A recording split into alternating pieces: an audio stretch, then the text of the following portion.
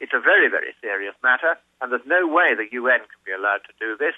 I think this has got to go to district attorneys in the United States, and it's got to go to the police and the Crown Prosecution Service in the United Kingdom. It's already gone to the Information Commissioner because there are plain admissions in emails there over the years that they have been planning to avoid disclosing information to other scientists, which is contrary to the scientific method, as well as contrary to UK freedom of information law.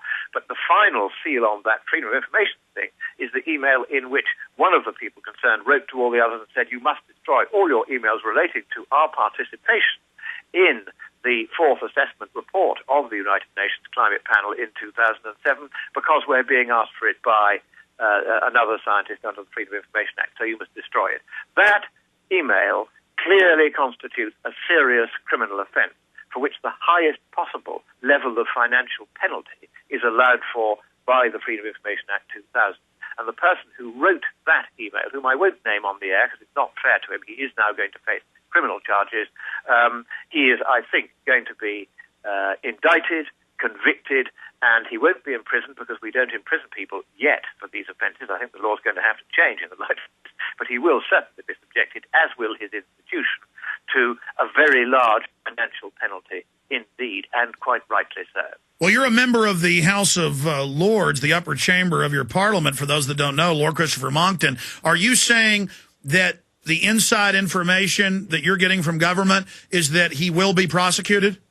No, because the government would be most improper if it were to involve itself anyway in whether or not to prosecute somebody. That is a function entirely of the Director of Public Prosecutions, who is an official who has to be independent of government. And also, I myself, although a member of the House of Lords, do not have the right to sit or vote. That was taken away. No, I understand, but I'm saying you're saying you believe he will be charged, or you're I think it is certain that he'll be charged. I myself, together with Professor Fred Singer, who founded the U.S. Satellite Weather Service many years ago, have written an official complaint to the Information Commissioner asking him to look into this, as has one of the people who had made a Freedom of Information request.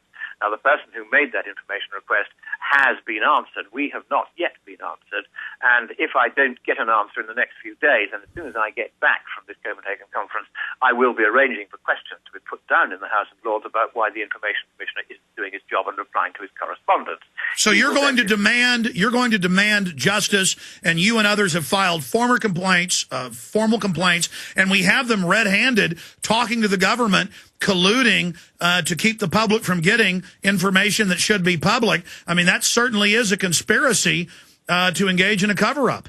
It's worse than that. It's also against every rule of science, because the only way science can work is if people who publish results on which the largest tax increase and the largest abandonment of freedom ever conceived is about to be negotiated here at Copenhagen, they have not been sharing their results and their computer programs and their data with other scientists so that those other scientists can check them.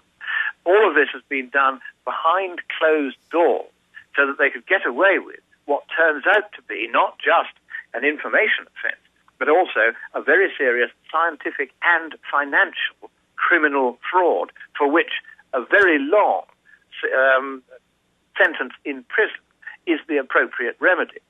And what I have had is requests from two immensely senior professors, one in the United States and one in Canada, that I should draft for them complaints to the British police, because they don't know how we do it here. They want me to just do that for them.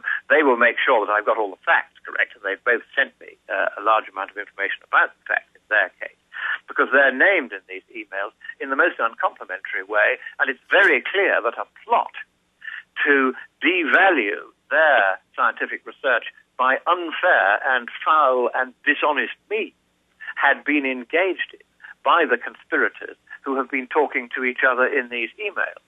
So I will be going to see the police superintendent in the East Anglia Constabulary, who is heading up the investigation into who the whistleblower is and whether he should be prosecuted. And I can tell you from now he won't be prosecuted, because we have legislation which allows whistleblowers to bring criminal offences to the attention of the public in this way without suffering any penalty themselves.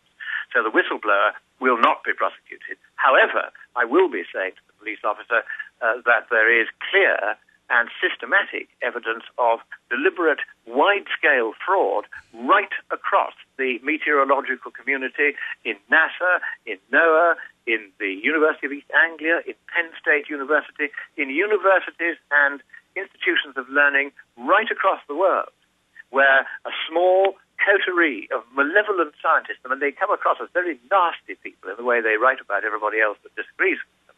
They're very nasty people, they're highly politically motivated, and they're very bad and incompetent scientists, and also very vicious to anyone who dares to disagree. And this unpleasantness is the first thing that strikes anyone who reads these emails. But of course, unfortunately, here at Copenhagen, most of the people basically can't read at all, as far as I can see. And so the idea that they would read these emails is unthinkable. Of course, well, yes, sir. The propaganda looks like it's the propaganda looks like it's directed at 3-year-olds. Pictures of children saying, "Please don't let me drown." But isn't it important to get these charges rolling while Copenhagen's going on, because that will really blow up in the establishment's face, and that's why they're panicking, because they know they've been engaging in all this crime. Earlier last week, I'm sure you're aware of this, you're always a few steps ahead of us or more, or several leagues ahead of us.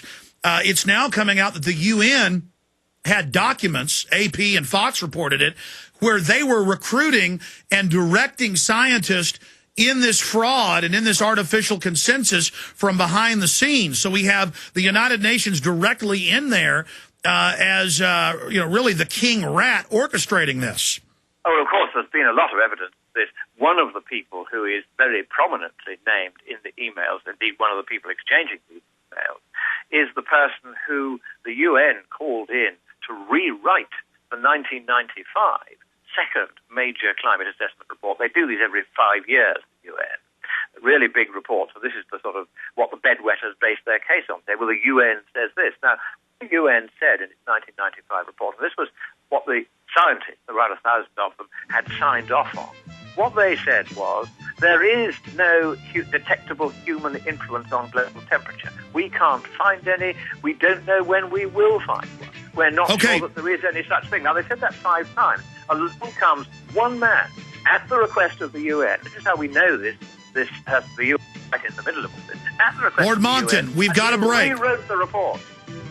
We've got a break. We're going to come back with this key information straight ahead.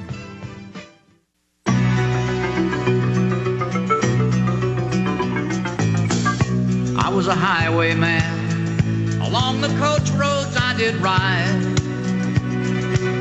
with sword and pistol by my side. The explosive knowledge lost her baubles to my trade that Lord Monckton has is amazing. And you know, I don't get guessed up here and kiss up to them. When I read his reports, his essays, when I look at his documentation, when I see him speak on television or radio, the way he lays it out is so amazing, because it's such a huge subject.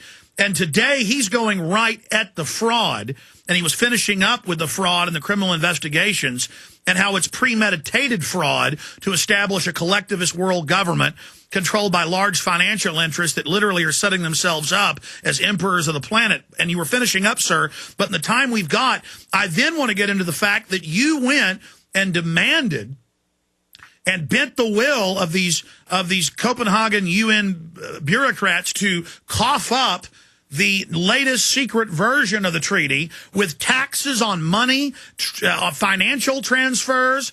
I mean, this is off the charts. Then I want to get your take on the propaganda on the ground there. I want to get your take on what all the scientists are out there talking about, how many people will die and starve to death if even a small of the, amount of this is implemented, what the biofuels has already done. I mean, this is so monstrous. Please continue.